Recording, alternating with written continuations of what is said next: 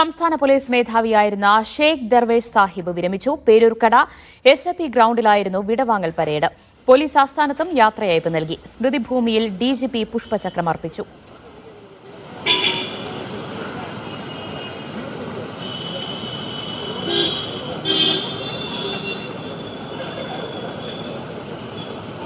Cyber crime, ലഹരി, സാമ്പത്തിക തട്ടിപ്പ് എന്നിവയാകും പോലീസ് നേരിടാൻ പോകുന്ന പ്രധാന വെല്ലുവിളിയെന്ന് ഷേഖ് ദർവേഷ് സാഹിബ് പറഞ്ഞു.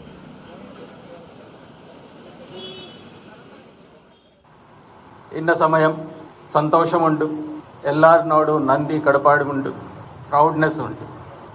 നിങ്ങളെല്ലാവരുടെ professionalism, unwavering commitment to duty, sacrifices ഇതല്ലാത്തുകൊണ്ട് കേരള പോലീസ് ഇന്ന് ഇന്ത്യയിലെ ബെസ്റ്റ് പോലീസ് ഫോഴ്സാണ്.